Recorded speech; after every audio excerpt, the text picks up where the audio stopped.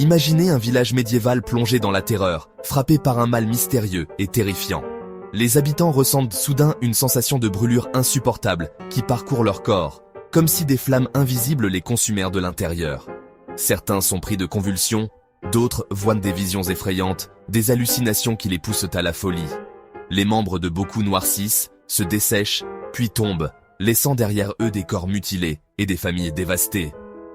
Face à l'incompréhensible, les villageois cherchent des explications. Beaucoup croient qu'il s'agit d'une punition divine, envoyée par Dieu pour expier des péchés cachés, ou bien d'un sort jeté par des sorcières malveillantes.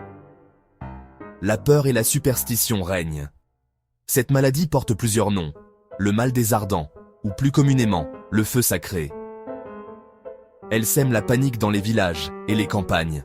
Les épidémies se succèdent, décimant des régions entières. Les survivants, souvent mutilés, gardent à jamais les stigmates de cette malédiction. Les familles sont brisées, les communautés bouleversées. Pendant des siècles, le mystère reste entier. Personne ne soupçonne que la cause de ce fléau se cache dans un aliment aussi banal que le pain quotidien, consommé chaque jour par tous. Le véritable coupable est un champignon microscopique, invisible à l'œil nu, qui se développe sur le seigle. Il contamine les récoltes et s'infiltre dans la nourriture.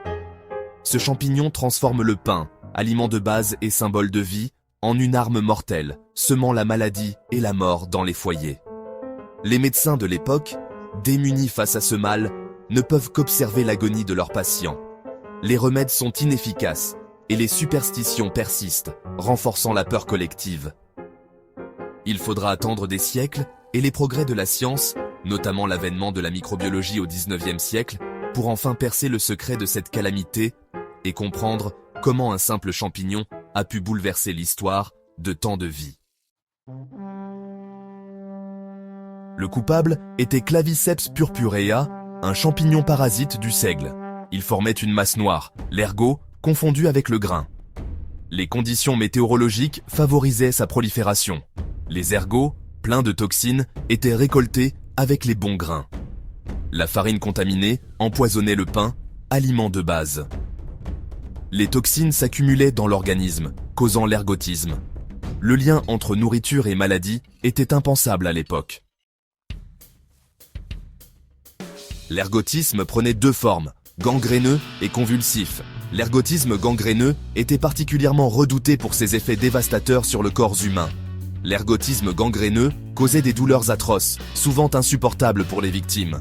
Les membres des malades devenaient noirs et tombaient, laissant des plaies béantes. Les survivants étaient mutilés à vie, souvent incapables de mener une vie normale.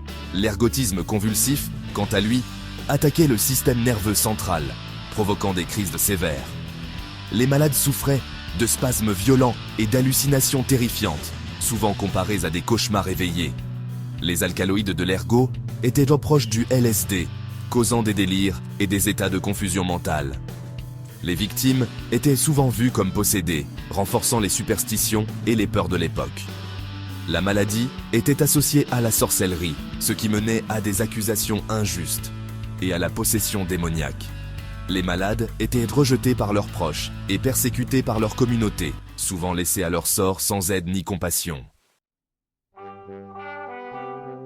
L'Europe a connu de terribles épidémies d'ergotisme. En 994, une épidémie en France a fait plus de 40 000 morts. Les symptômes étaient attribués à la colère divine. L'ergotisme a peut-être influencé l'affaire des sorcières de Salem. Les conditions climatiques favorisaient l'ergot de seigle. Même au XXe siècle, des épidémies ont frappé, comme à Pont-Saint-Esprit en 1951. L'enquête a conclu à une intoxication par de la farine contaminée. Cet événement a rappelé que le danger pouvait ressurgir. L'ergotisme était un mystère expliqué par des superstitions. Les villageois croyant que des forces surnaturelles étaient responsables de cette maladie étrange et terrifiante. Denis Dodart a fait le lien entre le pain de seigle et la maladie.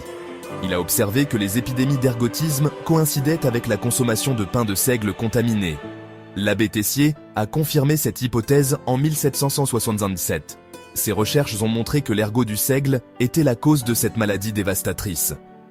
La science a percé le secret du mal des ardents. Les scientifiques ont utilisé des équipements rudimentaires mais efficaces pour identifier l'ergot. Des techniques de tri ont permis de prévenir la maladie. En éliminant les grains contaminés, les agriculteurs ont pu réduire les épidémies. L'ergotisme a disparu grâce à la connaissance scientifique. Les champs de seigle sont devenus plus sûrs et les populations ont retrouvé la santé.